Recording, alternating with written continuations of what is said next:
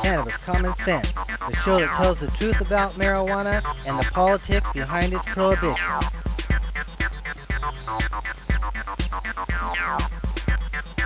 Hello and welcome to another exciting edition of Cannabis Common Sense. We have another great show for you today. A great guest, Perry Parks in North Carolina. He's the past director of the North Carolina Cannabis Patients Network, a longtime activist who's had contact with our recent presidents as well, as will come out in that interview. So stay tuned for our interview with Perry Parks. We have our hemp news first, so stay tuned. As we always do, we will bring out our infamous dancing cannabis leaves. I feel the force.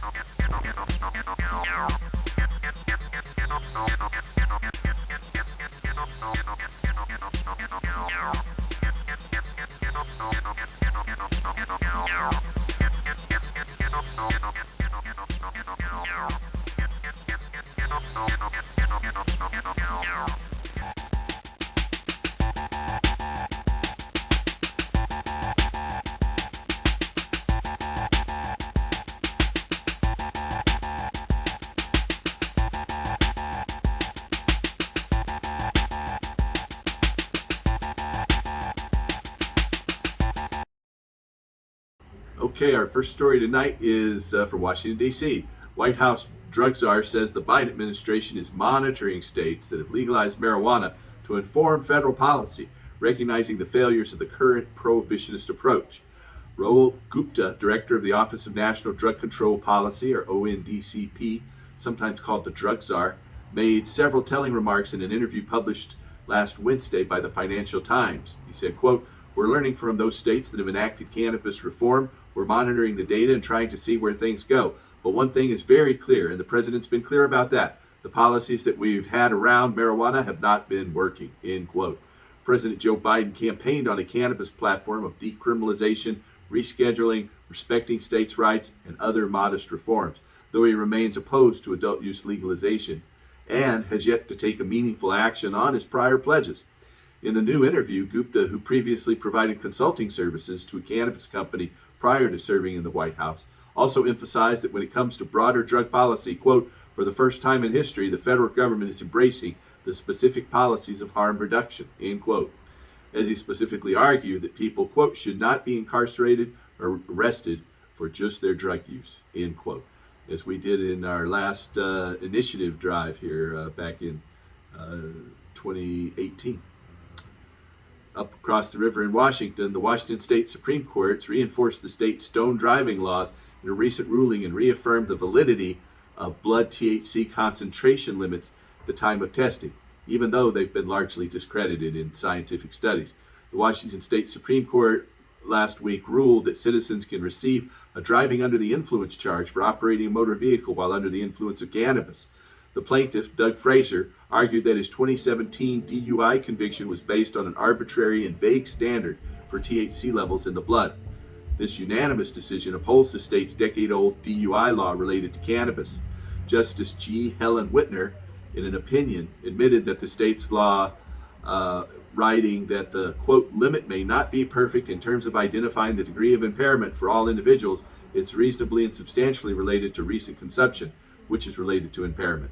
The laws aim to deter people who consume cannabis from driving when there's a possibility they could be impaired, thus promoting some public interest of highway safety," end quote, Whitner wrote in her opinion.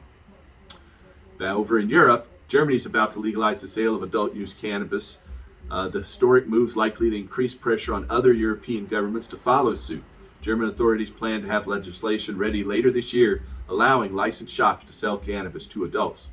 They're not wasting any time either. The health ministry began hearings last week on Tuesday, June 14th.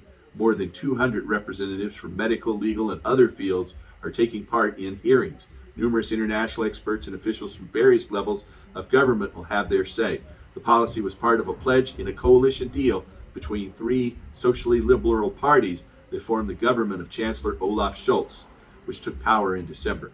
Regulated sales of the herb will at last be legal for adults in Germany. German authorities said they plan to ensure quality control while also protecting young people. They added that they will look at the social effects of the new legislation after 4 years. In early May, Health Minister Karl Lauterbach said he planned to draw up a draft legislation in the second half of this year following hearings with these experts. The authority scheduled 5 hearings through the end of June. They'll address measures needed to ensure protections for health and consumers, German drug czar Berhard Bleiner said. In a related story, Materia Malta, a leading medical cannabis distributor in Europe, has shipped Malta's first international cannabis export to Germany. Malta passed medical cannabis legislation in 2018, and many Maltese companies have entered the space since. Malta is an island in the Mediterranean. With more licenses expected in the coming months, more companies will begin exporting medical cannabis from Malta. Licenses to sell outside of Europe are only granted to companies following a rigorous process. Malta legalized adult use cannabis last year, becoming the first European Union country to do so. The law allows citizens aged 18 or older to possess up to 7 grams of cannabis, grow 4 cannabis plants at home, and keep up to 50 grams at home from their harvest. Here in the USA, the governor of Kentucky has named members to a medical marijuana committee that will conduct public hearings on the issue and advise the governor on ways he can advance patient access while the legislature refuses to enact reform. Governor Andy Beshear, a Democrat, oversees a Republican legislature, and he made the announcement on Tuesday, issuing an executive order to put 17 experts on a panel that will soon begin traveling Kentucky to learn more about public views toward medical cannabis legislation and driving in various aspects of the issue. Governor Beshear said in a press release, quote, polling suggests 90% of Kentucky adults support legalizing medical cannabis, while at the same time, far too many in our state who could benefit from it are suffering. Our last story tonight is from Israel. The use of cannabis products over a 6-month period is associated with statistical improvements in cancer-related symptoms, as well as significant reduction in subjects' use of prescription painkillers, according to data published in the journal Frontiers in Pain Research. Israeli researchers assessed the long-term use of cannabis in a cohort of several hundred oncology cancer patients. Consistent with studies of other patient cohorts, cannabis use was associated with symptom mitigation, improved quality of life, and reduced prescription drug use. Among those participants who completed the trial, nearly half ceased their use of analgesics altogether. The authors concluded, quote, the main finding of the current study is that most cancer comorbid symptoms improve significantly during 6 months of medical cannabis treatment. Additionally, we found that medical cannabis treatment in cancer patients was well tolerated and safe. In conclusion, this prospective, comprehensive, and large-scale cohort demonstrated an overall mild to modest long-term statistical improvement of all investigated measures, including pain, associated symptoms, and importantly, reduction in opioid and other analgesic use. The study, the effectiveness of safety in medical cannabis for treating cancer-related symptoms in oncology patients, appears in this month's issue of Frontiers in Pain Research. That's the end of our hemp news segment for tonight. If you are looking for a doctor who can help you obtain a medical marijuana permit in your state, give us a call. We can help. Call us at 503-235-4606. Again, that's 503-235-4606. Now we have our interview with Perry Parks in North Carolina, past director of the North Carolina Cannabis Patient Network. I think you'll find it to be a fascinating interview. Stay tuned and help us restore hemp. Well, I would like to introduce Perry Parks to our show. Perry Parks is in North Carolina. He's a decorated military veteran and a longtime activist for medical marijuana in North Carolina. Welcome to Cannabis Common Sense, Perry. Paul, it's so good to be with you finally. We've been trying technically for a little bit here, but it looks like we jumped through all the hoops and it's working. Okay. I'm so glad because I've been looking forward to this for quite some time now. Great. Well, it's good to have you. Let's start with how you found out about medical marijuana. What first drew you to medical marijuana? Well, I was in the military for 29 years. And so whenever I got ready to retire and was no longer being tested at inhumane times, and so, I was diagnosed with PTSD and some other ailments. Position in the military. What did you do in the military? I was a helicopter pilot for most of my military career. What years were that? Well, 29 years total from 1960 when I was a kid, and 11 years active. And then I got out for 13 or 14 years, and the North Carolina National Guard got Cobra helicopters.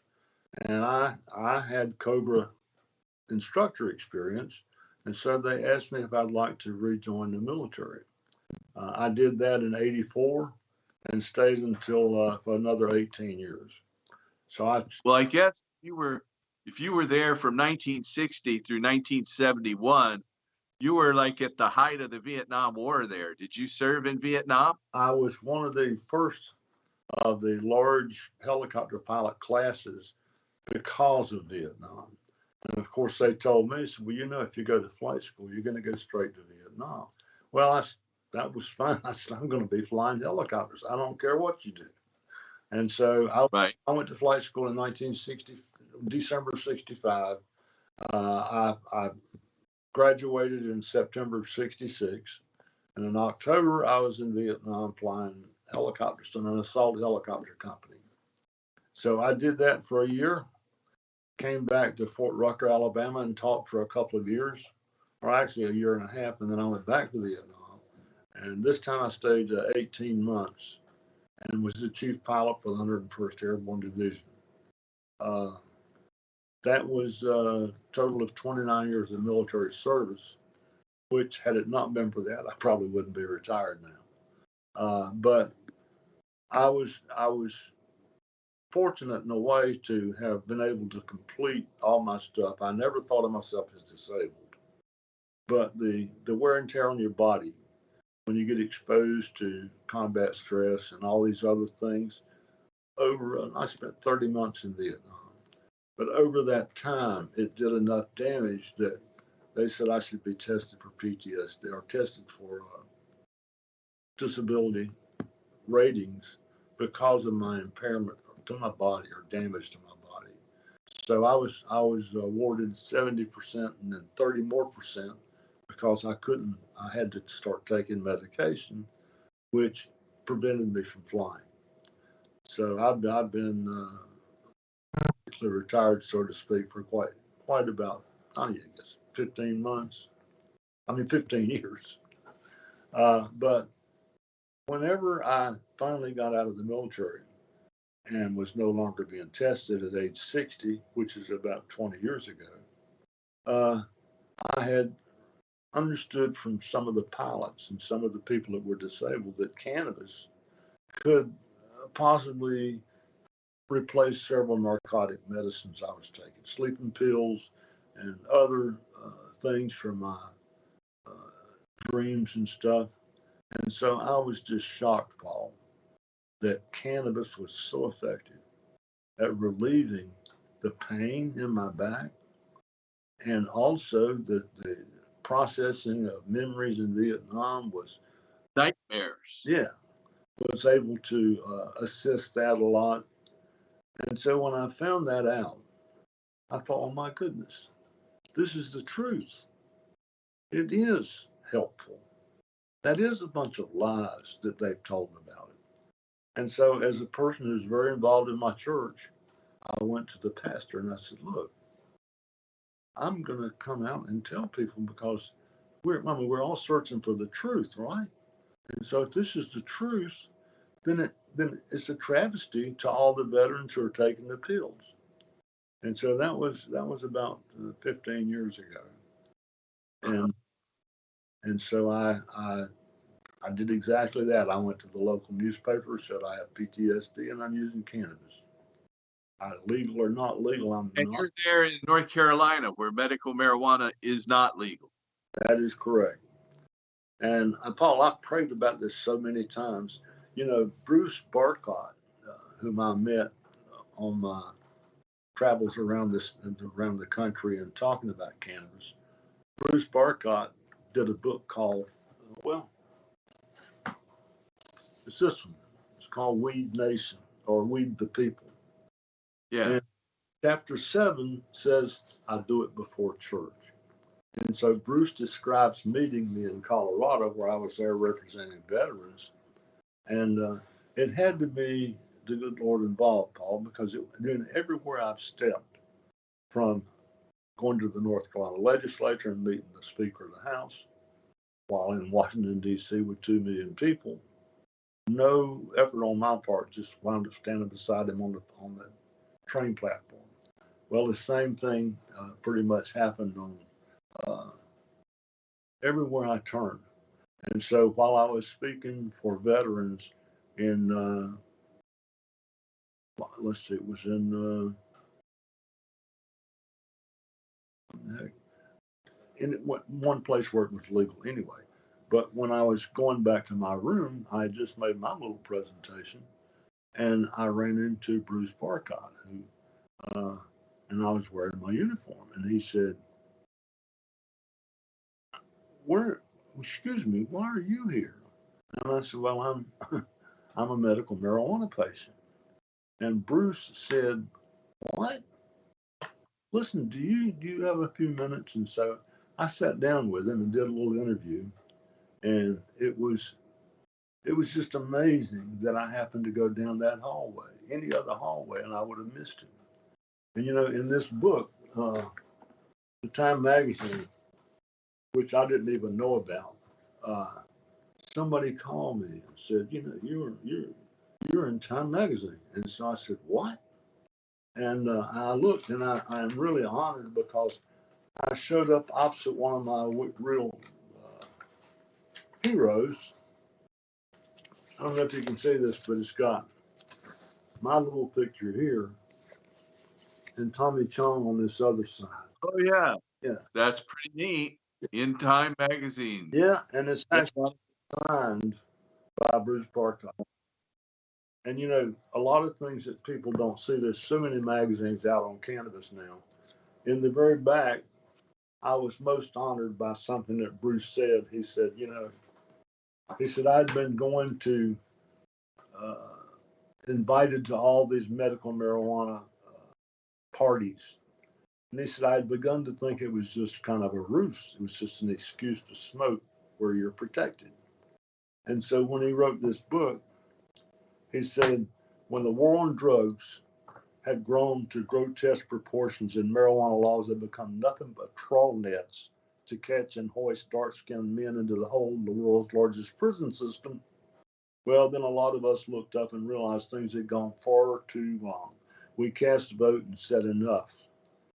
And on page 8095 here it says, not just enough with the dangerous laws and the outrageous laws, but enough with the stigma and prejudice. As much as Perry Parks and Bernard Noble changed my perspective, I have to say that uh, other people changed his perspective. But he had basically decided that medical marijuana was not uh, a real thing, and he said it changed his perspective. And someone called me and told me about this. To me, Bruce was kind of a confirmation that the Lord had picked out this particular issue for me.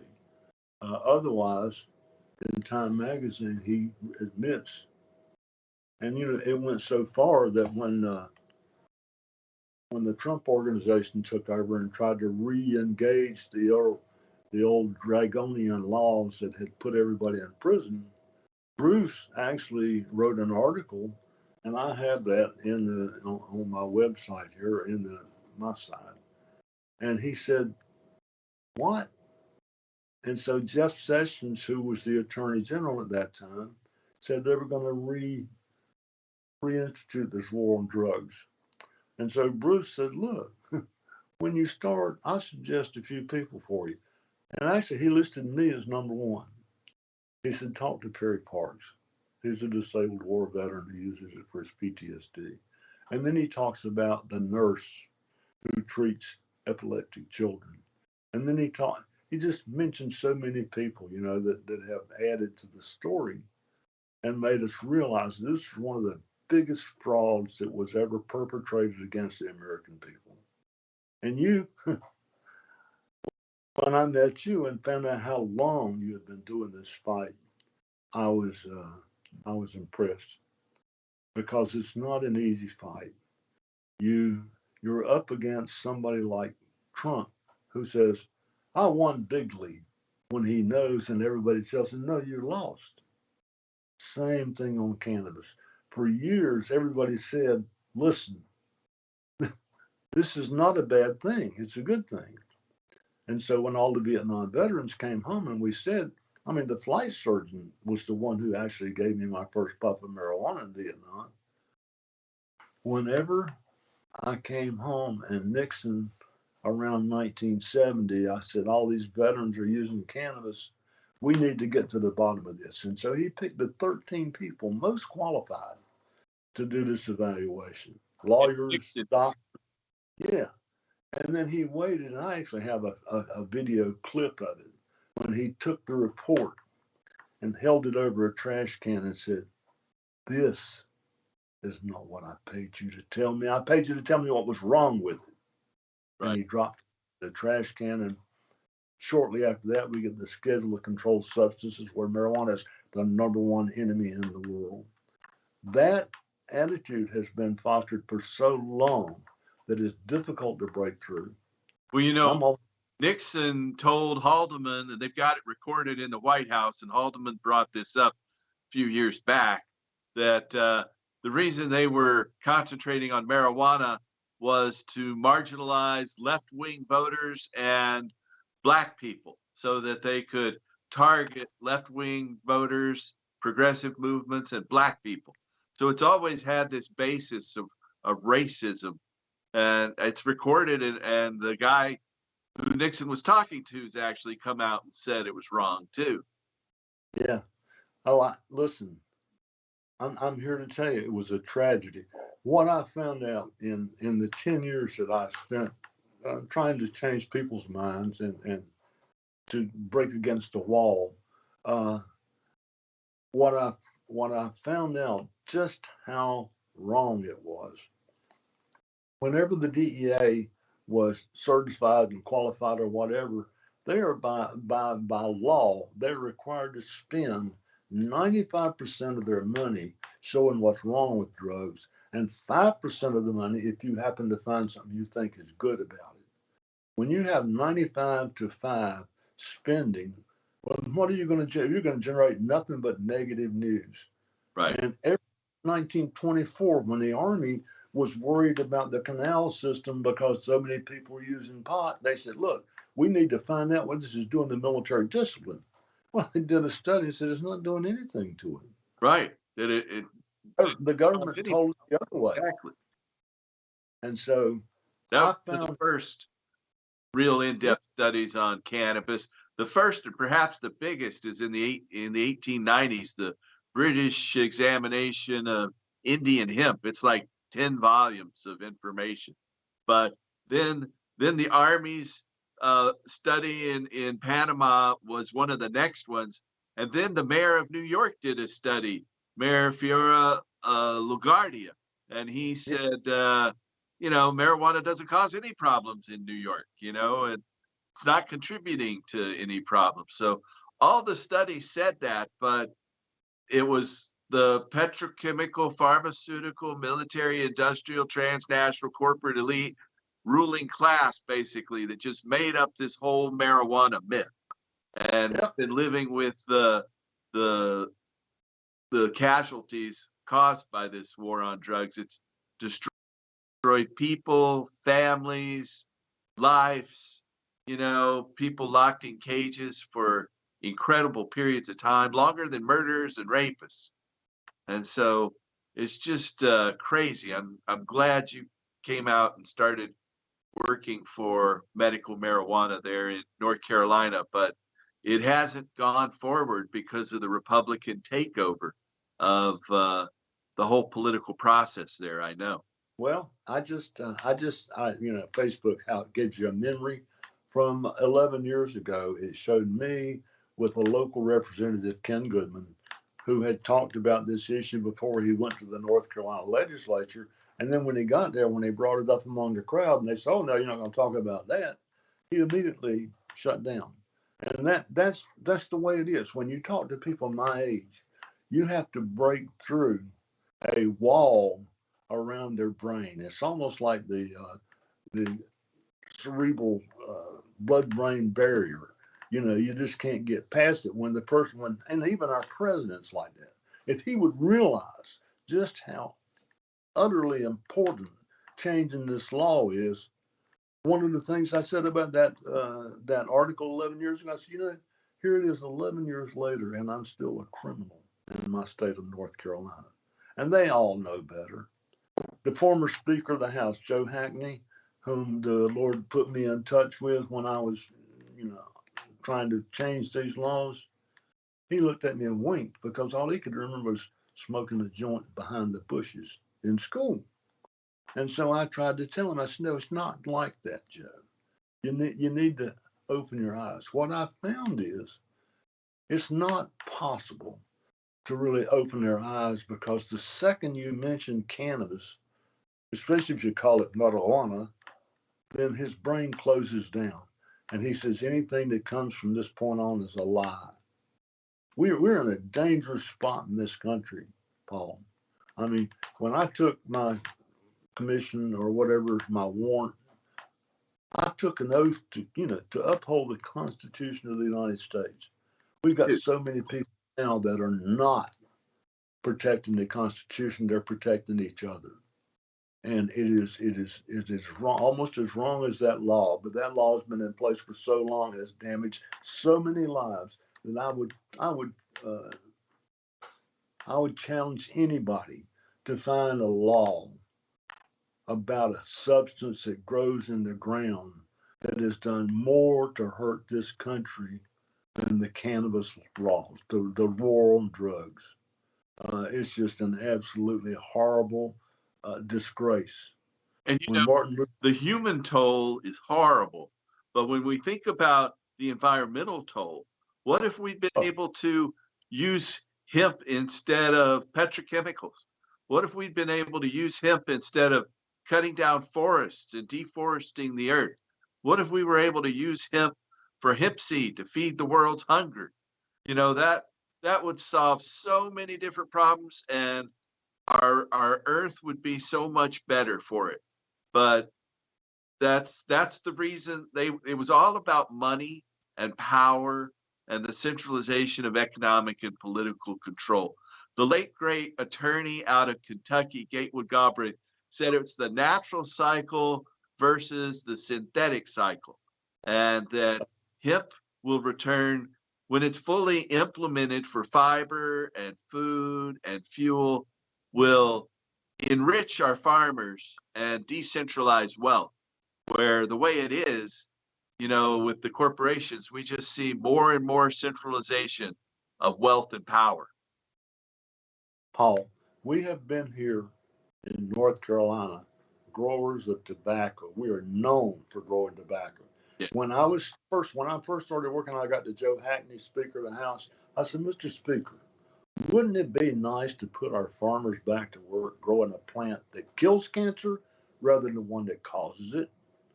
And he just looked at me and smiled. Well, guess what? Joe Hackney was on Facebook just about a month ago, and he made a little post about this little sports car he just bought and he was driving. He's retired now. And I said, Mr. Speaker, have you ever thought about what would have happened if you had taken my advice and tried to look into cannabis as a crop for North Carolina's farmers? And I know he had to look at that and just turn his stomach over. When you look at the amount of money there's been into the states that are wise enough to see it. And listen, the money is not the issue. It's like you said, the environment and the damage to health that all these things do. It's just amazing. And I've tried to get that. I've been put in front of Hillary Clinton and front of President Obama, who I carry around this, can't find it, this photograph all the time. I know. Of You got a great photo there with Obama. yeah, this one is. I don't know if you can see that. Oh yeah, we can see it. Back up just a little bit. Yeah, there you're shaking Obama. He's pointing Yeah. at you there. That's pretty neat. Well, I had talked to him 4 or 5 times, and I'm really quite disappointed because he never really saw fit to change the law, even though he aligned. I guarantee you, he had as intelligent as he is. He had to know And so I wonder, why He is had it? been a What is the? marijuana user. You know, if you Oh look at yeah, his yearbook in Hawaii, he's got a pack of zigzag rolling papers there, and he does a shout out to his marijuana smoking buddies. And oh yeah, right there in his yearbook at the exclusive uh, private Hawaiian school. Now, his mother was very, very poor, but she worked with the CIA, and both of her husbands were CIA agents. And his grandmother also worked with the CIA. So he was groomed from an early age. Some people speculate that the CIA paid his tuition to go to that exclusive, expensive wow, Punahou school in Honolulu. And so he he claims that he quit smoking once he moved from Los Angeles to New York to attend Columbia, where he got his undergraduate degree. yeah, And but he keeps smoking. I think he still smokes tobacco. You yeah, know, not that he should go to jail or anything over that, but my guess is that sometimes he's smoking something else. yeah. It would almost have to be. Listen, it's funny because I talked to him several times, and when he came in to speak that day in Winston Salem, I don't know exactly to this day, Paul, what got hold of me, but I yelled, Brock! And when I did, he was getting ready to go off on the podium. He turned, looked at me, pointed, and came over and grabbed my hand. That picture is owned by the News and Observer and the Charlotte Observer. And so I went to the publisher. I said, look, you got a picture of the president stopping to shake the hand of one of your constituents, one of your subscribers, and you don't show that picture, you don't publish it in the newspaper. Why? Well, sir, we have to make choices. We have our online story, which we posit. Look, I go to church. Most of the people don't even know how to turn a computer on. And so, what are you doing? You're doing nothing but hiding behind this whole facade of how bad it is. By the way, I didn't only see uh, Mr. Obama. This black ink you see across there, if you look real good, you probably might recognize President Donald J. Trump. That's And Trump's signature, huh? So he that is, signed it. yes, he did. And I told him, he said, actually, it's on this was recorded by a local paper and published frame by frame of the video. And I said, he saw me and he says, hey, you're looking good. And I said, yeah. I said, Mr. President, I use cannabis to treat my PTSD.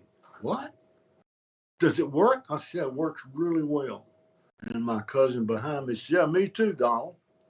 And so he looked at us and he said, well, where do you get it? I said, on the black market. Where the hell do you think? I'm in North Carolina.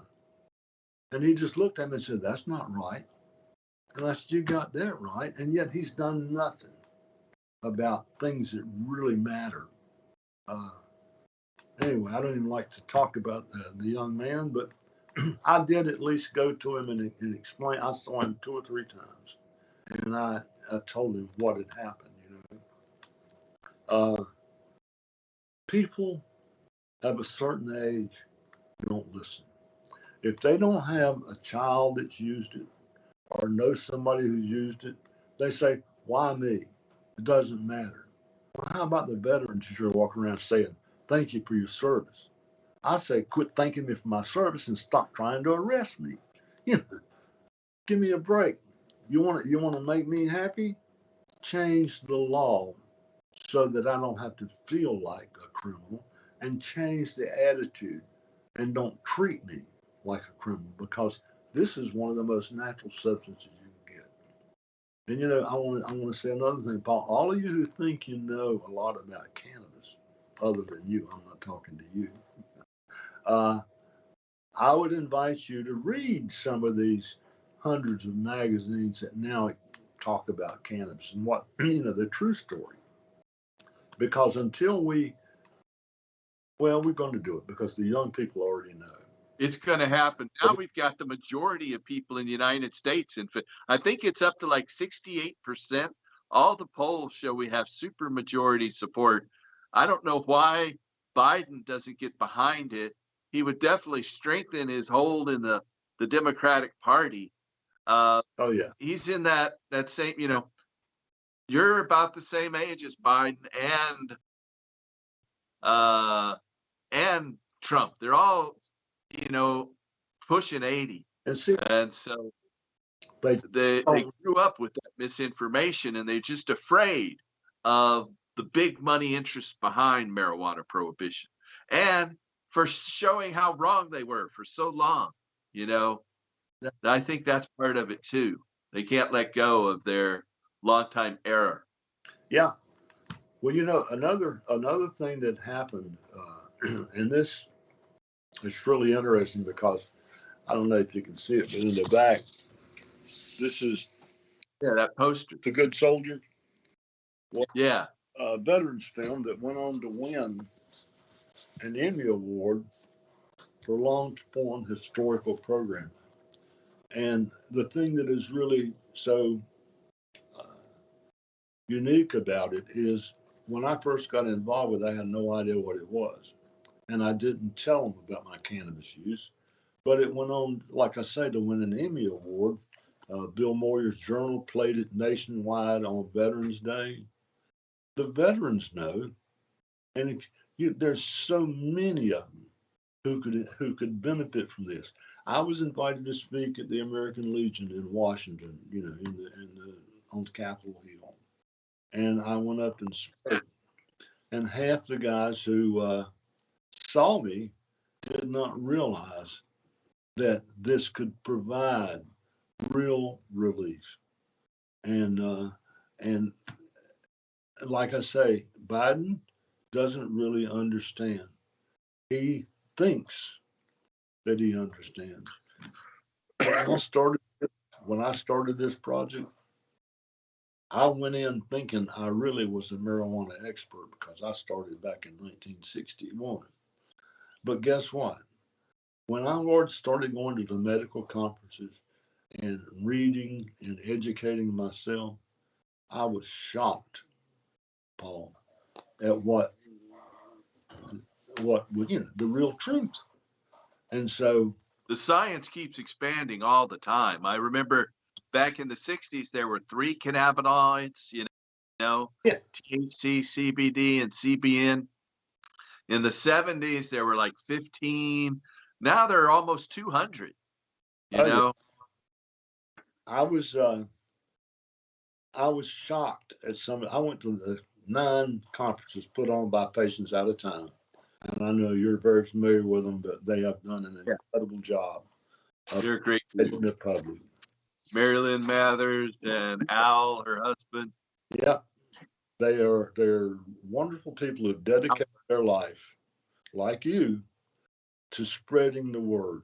And it's the truth. You can say it with pride. This is a wonderful product. It is not what you thought it was, and breaking through that is just tough.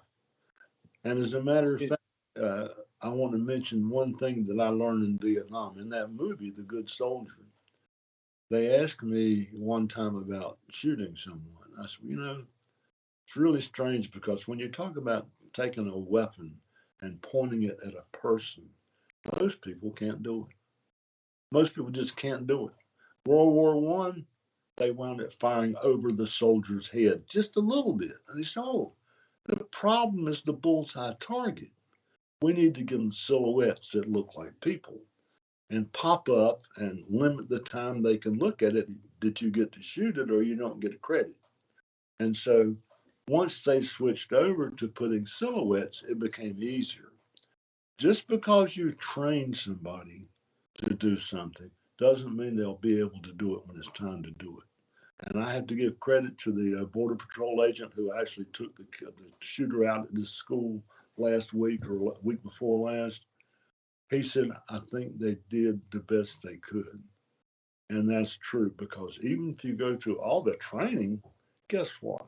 It's not quite the same as when the guy walks in with an AR-15 or AR-16 and is going to be shooting at you. If anybody says, don't go in, oh, cool. I won't go in, even though there are children in here watching other children be shot. And so somebody has to do it. But this is why it's so asinine to talk about arming the teachers. Yeah. No, the teachers don't want that. I mean, most of them don't. No kidding. And, They just but do it. And the good soldier, I told him, I said, most people, they have to be not only trained, but almost put into a situation where somebody's shooting at you, so you have to shoot back. And that was one of the things I learned in the War of Vietnam was, hey, this guy down here shooting at the helicopter, he's not down here because he don't like me. He's down here because somebody told him to come down and shoot at me. And so I saw this post and said, what if they gave a war and nobody came? And I thought, well, that's a thought. yeah, Because without the people, they can't do it. But it's one of these things that is part of the public problem, the public domain, and that is that there are not enough people yet. But there will be if everybody if if we start in the future to treat cannabis for what it is, a really valuable plant, uh, medicine, then we'll see a change in people, and we won't have the kind of things where you got a man saying, "I won, Biggie or Big League." yeah. When he's lost. When he knows he lost, and you see, to tell that is I'm ashamed, Paul. My oath as a scout, it was more important, more useful, and more what do you call it, credible than being under oath now. Oh, I don't have to tell the truth. I wasn't under oath, but Right. you're a congressman. Well, It's alternative facts. It's not the truth. It's alternative facts, right? that's right. So it's a new phrase in our language. Let's talk just a little bit when you were in the Army and it's a helicopter pilot and everything. Did you like go in to rescue soldiers under fire and take them to medical treatment and stuff? Uh, it's funny because soldiers don't like to talk about medals. I mean, I know, I know. I'm going to ask, but you're here on our show and we want to talk a little bit about okay, there are people whose dedicated job is rescue, but almost all pilots at one time or another will find a situation where you might be called upon to do it.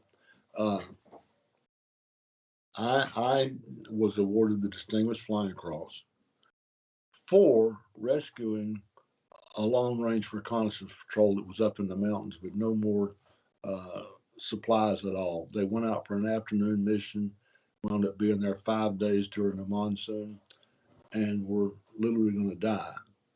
And it was under a situation where you have enemy fire and other things. But let me tell you this: there are several things I did in Vietnam in a helicopter that were far more deserving of a medal than that particular time. But it was quite a feeling. But when I first got in, I thought I was a U-Hop pilot, and so I was flying slicks. That's the one that carried the troops, the it. Hueys and the other. They carry 6 or 7 combat soldiers, or even more, I don't know, Vietnamese, and having to go in and stop and look at a tree line and see white flashes was not for me. So I tried as soon as I could to get into the gun platoon or the armed helicopters, and so that's what I flew for the last 9 months I was in. And then when I went back the second time for the 17 months, I was a standardization instructor pilot in both Hueys and Cobras, and so I went to the division headquarters and was fortunate to have the personal use of a helicopter every now and then. As a matter of fact, there's a story that's so wild that it's almost unbelievable. But I had a first cousin that I grew up with like a brother, and he had been drafted. He was a school teacher. And so he was in a fire base about 5 minutes from me. On my second tour, I was able to kind of choose where I went in the country. And so he was out at a fire base. That's an artillery outfit. And I was in the artillery myself. That was my okay, 13th. okay, well you can appreciate this. He was an E4, later made E5, and he was on a little fire base. And I was the chief pilot from 101st. So on every day during the monsoon, if they had to do a weather check to see if they're going to launch any aircraft, I did that. And I would say, yeah, the weather's pretty bad. It's too bad don't launch any aircraft. And so this particular day during the monsoon, the weather was so terrible that I said, don't launch any aircraft. And that killed all the missions for the division for that day.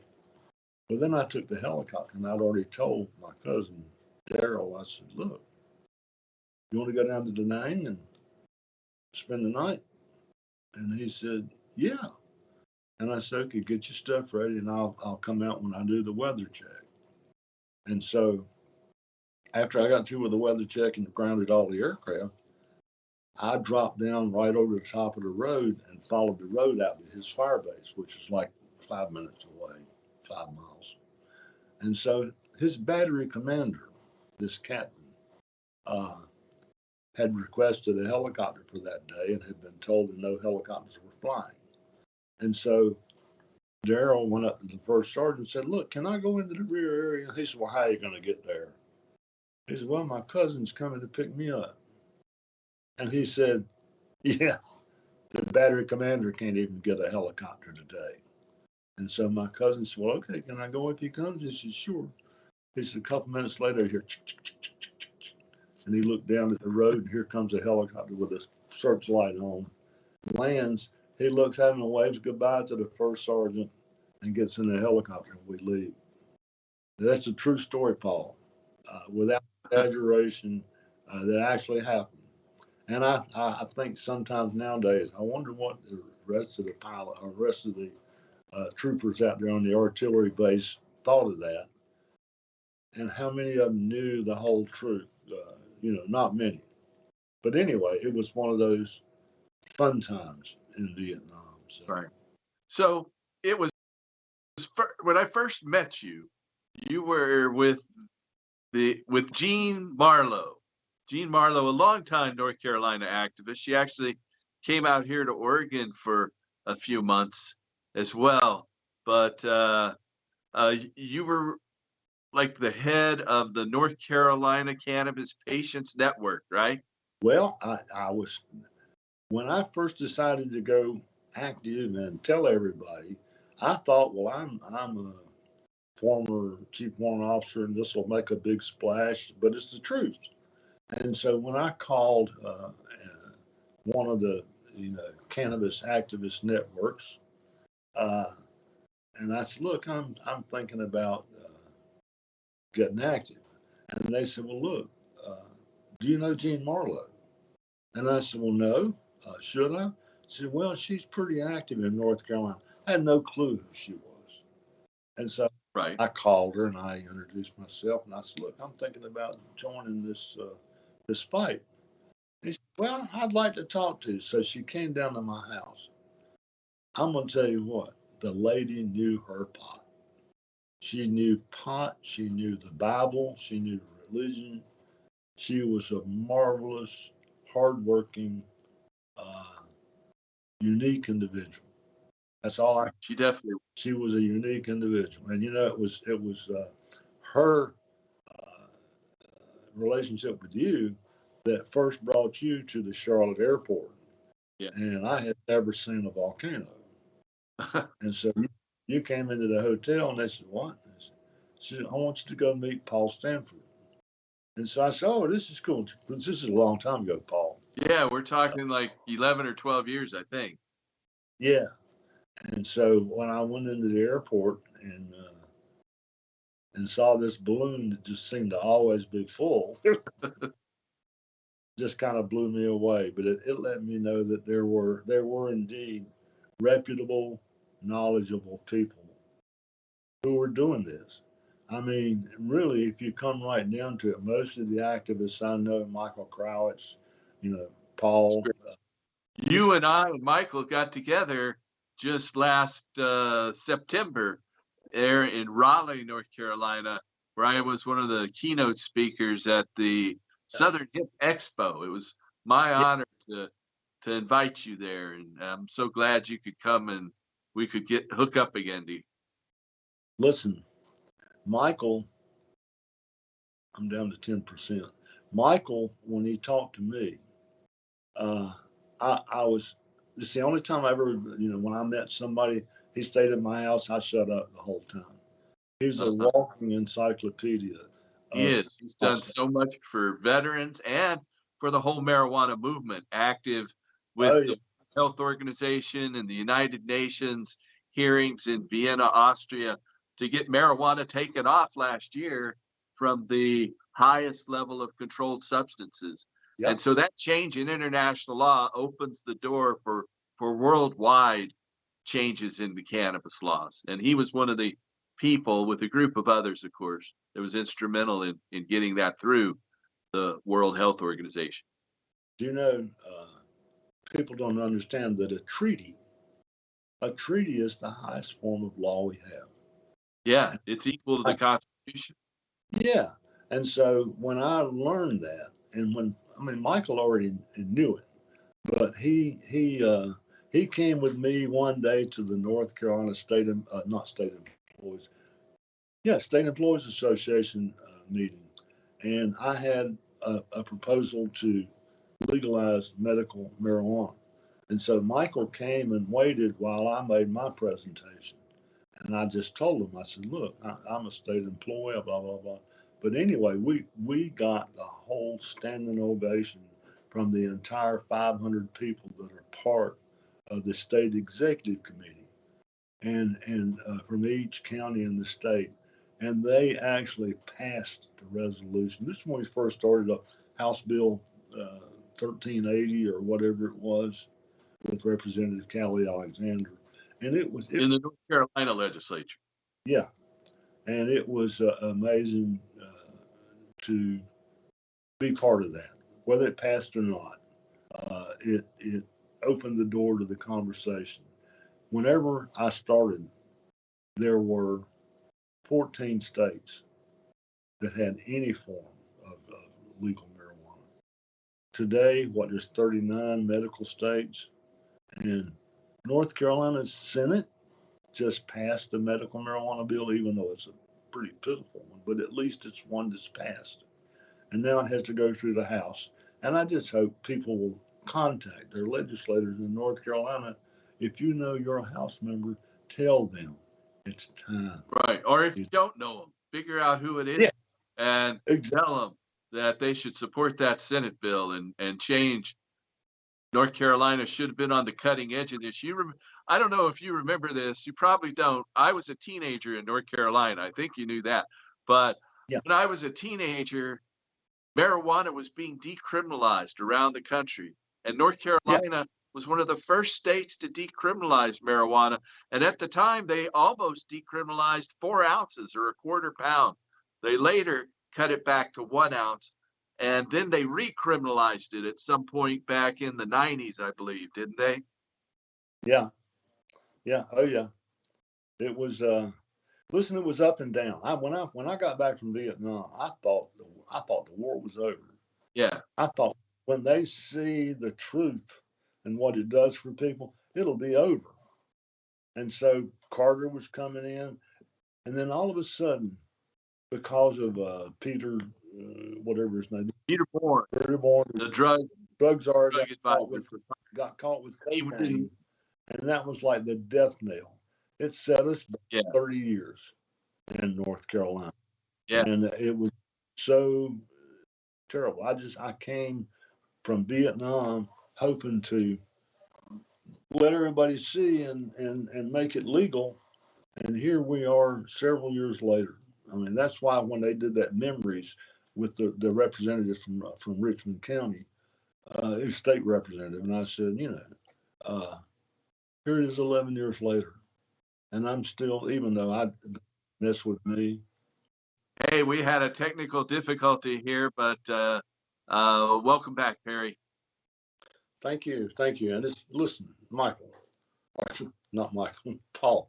It's been challenging to get this thing done, but I am so glad you asked me to speak. There's so much more that needs to be told. But when you think you're not impacted by cannabis, when you think you have nothing to do with it, think about me. If nothing else, think about me and say, well, he's not, he doesn't deserve to be punished for treating his PTSD with cannabis instead of with a bunch of narcotics. Uh, and when you think of me, pull that trigger and say, gosh, let's quit prosecuting or persecuting him. Let me work to help change the law and make things more reasonable. Martin Luther King said, if you see injustice anywhere and you don't do anything to change it, then we're all sunk. You need to change the injustice, because without injustice being, there is no justice. And so I know just from the pure story itself that I, with 29 years in the military, deserve to be able to choose how I want to treat it. And considering the impact it almost has on nobody else, that's enough in itself to make the justification to change the law. And Contact North Carolina House members for sure. Contact them and tell them to pass this Senate bill to make medical marijuana available. It's only a half step, but it's better than nothing. And that would be a big step forward, right? Yeah. And I'm assuming that most of the people who watch this channel already know your history and how long you have worked, and how dastardly the people involved in this industry have sometimes been to other people, and people that have money who think because they have money that their only justice is their justice. There's going to come a time when we all answer for our life, and I pity some of the things that have been done to you, especially by criminals. I don't know any other way to call it. It's That's just, what they are. That's what they are. The people who came in with forgeries and bought the judges to take me out politically. Well, we're still here. They didn't shoot me yet, and so we'll keep fighting for what we think is right. And I appreciate to have you in our movement, Perry. Thank you, and me too. And thank you for inviting me, Paul. my pleasure. Thanks for coming on the show, and keep working to restore hemp. All right. You bet. See you later.